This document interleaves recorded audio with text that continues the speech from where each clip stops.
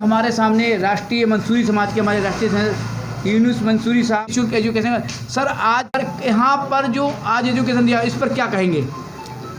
देखिए, तालीम सभी धर्मों में तालीम को तवज्जो और तरजीह दी गई है। पहला जो अल्फाज जो शब्द वही के तौर पर उतरा तो कहा गया पढ़ो, पढ़ो अपने रब के नाम से जी। तो पढ़ाई पर जोर दिया गया। हम पर पढ़ना फ़र्ज़ है, तालीम फ़र्ज़ है। तालीम से, शिक्षा से ही व्यक्ति ये जान पाता है अच्छा क्या है बुरा क्या है। तालीम अंधेरे में चिराग का काम करता है, ज़िंदगी को भी रोशन करता है, संस्कार भी देता है और एक सिविलाइज्ड व्यक्ति बनाता है। अब यहाँ पर जो तालीम के लिए हमने चिराग जलाया है, जो मुफ्त कोचिंग सेंटर की शुरुआत की है इशाक साहब और राष्ट्रीय मंसूरी समाज की पूरी टीम ने, मैं उनको शुभकामनाएं देता हूँ, बधाई देता हूँ जी। अपनी तरफ से खुशामदीद कहता हूँ कि आपने एक बहुत बेहतरीन काम किया है जिसकी वक्त को ज़रूरत है। आज इस वक्त में शिक्षा की बड़ी अहमियत है और ज़रूरत है। आज ये छोटा सा एक शुरुआत, एक छोटा सा कदम कल बहुत बड़ा बदलाव लेके आएगा राष्ट्र निर्माण के लिए, भारत के निर्माण के लिए। और भारत का नवनिर्माण इसी शिक्षा से मुनासिब है, पॉसिबल है, संभव है और कोई दूसरी चीज़ इसमें कुछ कर नहीं सकती है। आज हम जितने भी महापुरुषों की बात करें, जिनमें हम अब्दुल कलाम साहब का नाम ले सकते हैं, हम उसमें रामानुजन का नाम ले सकते हैं, चाहे जितने भी बड़े बड़े महापुरुष हैं, उन्होंने सिर्फ तालीम से ही अपने पुरुषार्थ को दिखाया है दुनिया को। दुनिया में उजाला जो फैला है उनकी वजह से वो शिक्षा के तौर पर, शिक्षा की तरफ से है ना। तो शिक्षा बहुत अहमियत रखती है। इसीलिए हमने जो है राष्ट्रीय मंसूरी समाज का विज़न भी है ये शिक्षा और रोज़गार। अगर व्यक्ति शिक्षित होगा तो उसे रोज़गार भी मिल जाएगा। तो पहला शिक्षा है, फिर जो है रोज़गार देना है लोगों को। मिशन ही है शिक्षा और रोजगार। बहुत ही अच्छा संदेश दिया है, बहुत ही अच्छी हमारे राष्ट्रीय मंसूरी की सोच है। आगे भी ये पूरे 13 राज्यों में कार्य कर रही है और उम्मीद ये है बहुत जल्द पूरे भारतवर्ष में राष्ट्रीय मंसूरी समाज एक जो वृक्ष, एक पौधा जो लगाया था बट वृक्ष के रूप में कुछ ही सालों में आपको नजर आएगा पूरे भारतवर्ष में। सर और क्या संदेश देशवासियों को? देखिए, संदेश जो इस्लाम ने इस दुनिया को दिया है,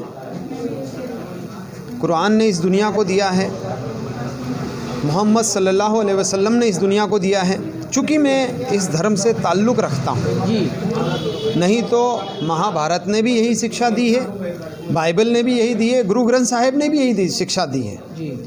कि मोहब्बत, भाईचारा, आपसी समरसता ये भारत की मजबूती है, ये भारत की नींव है, यही भारत की छत है। इसे हम मोहब्बत करके ही बचा सकते हैं। भारत को अगर सशक्त, मजबूत, विकसित बनाना है तो आपस में भाईचारा, मोहब्बत होना चाहिए। हिंदू, मुस्लिम, सिख, ईसाई सभी एक गुलदस्ते के फूल हैं और सबकी महक अपनी अपनी अहमियत रखती है और ये महक चारों तरफ रहनी चाहिए।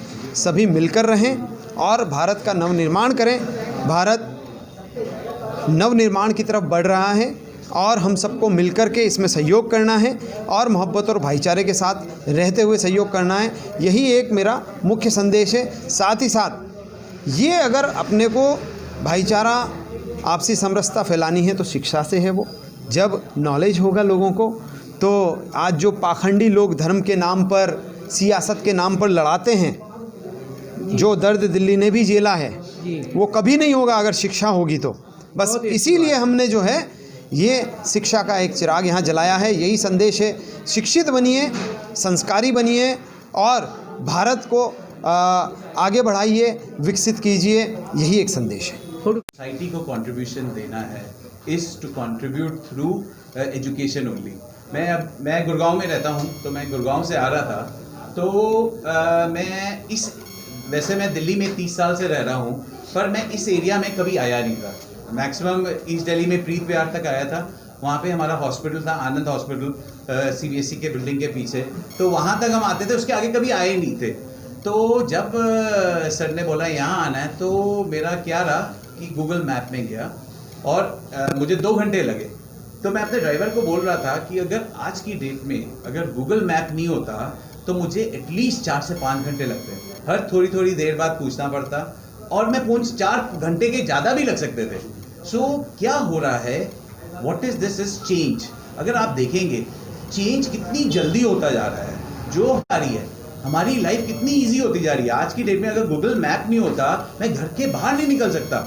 अगर मेरे पास वाईफाई ना हो, मोबाइल डेटा ना हो, हम घर से, क्योंकि हमें हर जगह का पता नहीं है और जाने से पहले पता चल जाता है हमें 2 घंटे लगेंगे, 1 घंटे लगेंगे। सो वो किस लिए हो रहा है, क्योंकि हमारी लाइफ बड़ी इजी हो गई है, at the tip off button. कल रात को मेरी वाइफ ने बोला कि रात को 11 बजे मेरी वाइफ ने बोला घर में सुबह घी नहीं है और चाय नहीं है। रात को 11 बजे मैं मोबाइल ऐप में गया, मैंने हमारे यहाँ एक ऐप है मिल्क बास्केट में मैंने 11 बजे घी डाला और चाय डाली। अगले दिन सुबह 6 बजे मेरे घर में आ गया। और क्या है, इससे कन्वीनियंस, कितनी हमारी कन्वीनियंस हो रही है। वो कन्वीनियंस तभी आएगी और आगे आप देखेंगे चेंज जो हमें 1 साल में देख रहा है, हर 2 महीने बाद होगा।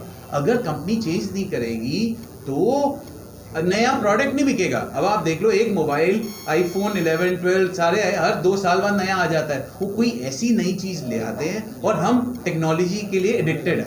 आज की डेट में हम मोबाइल के बिना 1 मिनट नहीं जा सकते। वो क्यों हो रहा है? Because of change. और चेंज में हम सारे कैसे पार्टिसिपेट करेंगे? जब हमारे बच्चे पढ़ेंगे। सो जो बिगेस्ट गिफ्ट अगर हम अपनी नेक्स्ट जनरेशन को दे सकते हैं इज थ्रू एजुकेशन। बताइए कब से इनको खुशी मिलेगी? देखिए, जहाँ तक बात रही मार्शल आर्ट की, तो यहाँ पर बहुत सारे डोजो हैं, मैं बात कर लूँगा उनसे और इंशाल्लाह जल्द आपको खुशखबरी दूंगा, ठीक है ना, कि वहाँ पर आप टाइप्स कर लेंगे हम लोग और वहाँ से आप अपने स्टूडेंट्स को, अपने बच्चों को जो है भेज करके मार्शल आर्ट की ट्रेनिंग करवा पाएंगे। बहुत ही वो दिल्ली प्रदेश के अध्यक्ष इशाक मंसूरी का शुभारंभ किया है। आज जनाब, आज जो एजुकेशन का जो आज शुरुआत की है, इस पर की जनाब, अभी तो ये एक शुरुआत है, किरण निकली है, अभी निकलने की कोशिश हो रही है। और किरण निकलने के बाद में पहला मेरा मकसद है ये कि पूरी दिल्ली में और पूरे मोहल्लों में धीरे धीरे हम अपनी बुनियादी तालीम को मजबूत करेंगे और इसके बाद में हमारे आगे का जो है वो नेट की हो गई, UPSC की हो गई, उनकी तैयारी का प्रोग्राम है और वो करेंगे। बहुत ही अच्छी बात है। आगे पूरी तैयारी का प्रोग्राम है कि आगे और ज़्यादा आगे। और मुझे यहाँ तक जो लाए हैं हनीफ अंकल और आमिर भाई, और आप लोगों ने मुझे इतनी इज्जत दी, उसके लिए आप लोगों का हाथ जोड़ के बहुत बहुत शुक्रिया अदा करना चाहती हूँ मैं। और मैं एक छोटी सी आम आदमी पार्टी की एक कार्यकर्ता हूँ, वो भी मुझे यहाँ तक लाने में हनीफ अंकल का हाथ है। हनीफ अंकल के लिए एक बार जोरदार तालियां। और आज जो मैं खड़ी हूँ ना, आपकी वजह से मैं यहाँ पे खड़ी हूँ। यूनुस साहब ने बहुत अच्छी जो ये मीटिंग आज हुई है और एजुकेशन के ऊपर जो बात हुई है, ये बहुत ही अच्छी पहल आपने की और आपने जो यहाँ पे सारी बातें रखी हमें बहुत अच्छी लगी। और मेन चीज़ जो लेडीज़ को आगे इतने यहाँ तक लाए और एक इज़्ज़त मिल रही है सभी जगह, यहाँ तहे दिल से बहुत बहुत आप लोगों का शुक्रिया अदा करना चाहती हूँ मैं।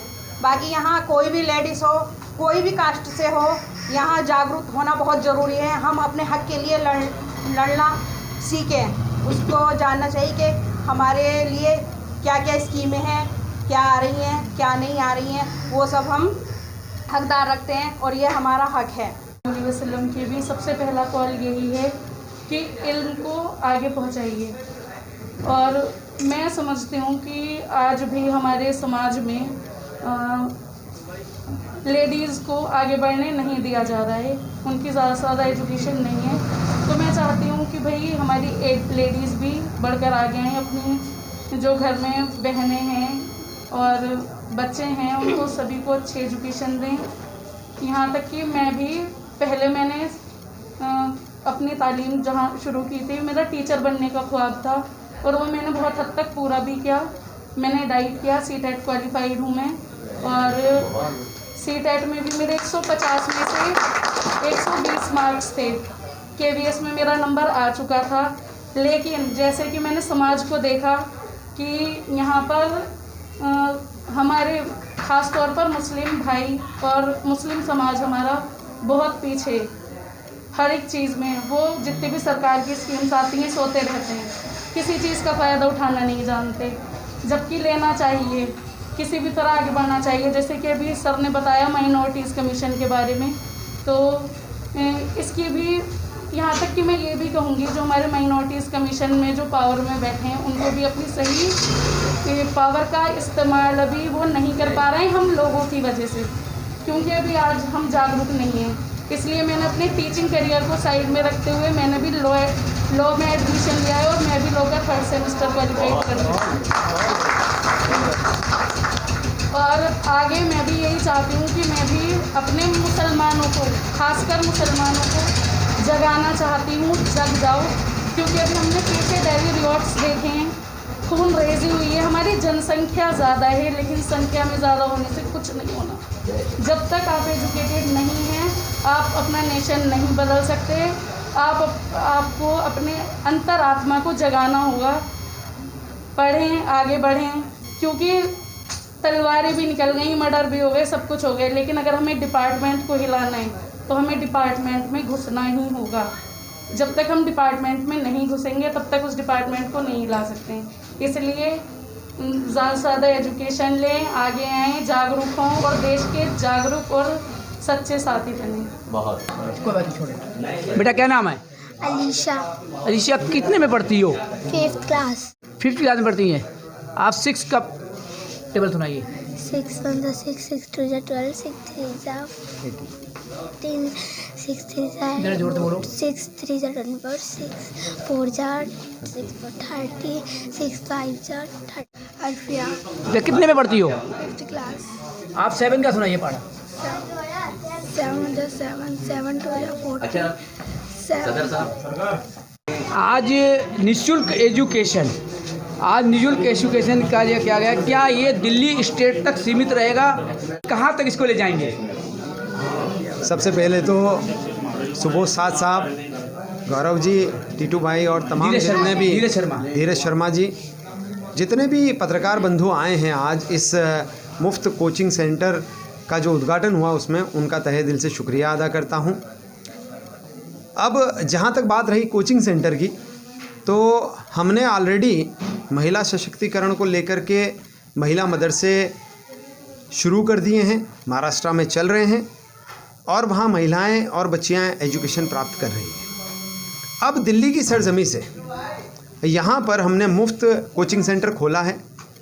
इंशाल्लाह आने वाले वक्त में बड़े बच्चों के लिए प्रतियोगी परीक्षाओं के लिए भी हम जो है यहाँ पर कवायद करेंगे और ये सपना है कि पूरे दिल्ली से, दिल्ली ही में नहीं बल्कि दूसरे स्टेट में भी, जैसे महाराष्ट्र में तो खोल चुके हैं, तो हमारा लक्ष्य है पूरे भारत में हम जो है कोचिंग संस्थान, प्रतियोगी परीक्षा के लिए तैयारी के लिए संस्थान और हायर एजुकेशन की तैयारी इसके लिए, जैसे नीट वगैरह ये जो तैयारियां होती है उसके लिए भी हम संस्थान ओपन करें जहां पर मुफ्त शिक्षाएं मिले। अगर हम उस लेवल पे नहीं जा पाएगी, हम ओपन नहीं कर पा रहे हैं, तो ऐसे संस्थानों से हम टाई अप्स करेंगे, एसोसिएशन करेंगे, जैसे कि अभी हमने सेफ्ट्री से करी है, ताकि वहाँ पर एजुकेशन मुहैया कराई जा सके। एजुकेशन में क्या केवल एक मुस्लिम समाज को ही, या देखिए जहाँ तक बात रही एजुकेशन, तालीम किसी धर्म की जागीर नहीं है, किसी की विरासत नहीं है, ये सभी धर्मों के लिए है।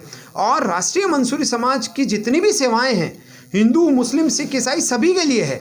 सेवाएं किसी पर्टिकुलर समाज या धर्म या जाति या पंथ या संप्रदाय तक सीमित नहीं रहती है, ये सभी के लिए है। सेवाएं सभी के लिए होती है और हमारा भी उद्देश्य जो है सभी धर्मों को साथ लेकर चलने का है। सेवाएं सभी तक पहुंचेगी राष्ट्रीय मंसूरी समाज के। सर एक सवाल, आज राष्ट्रीय मंसूरी समाज 13 प्रदेशों में अच्छा कार्य कर रही है। एक आता है कि महिला सुरक्षा पे आपने कई बार बोला है, क्या महिला सुरक्षा पे किसी प्रकार की अगर दिक्कत आती है तो आज ये संस्था क्या उसके लिए मदद करेगी?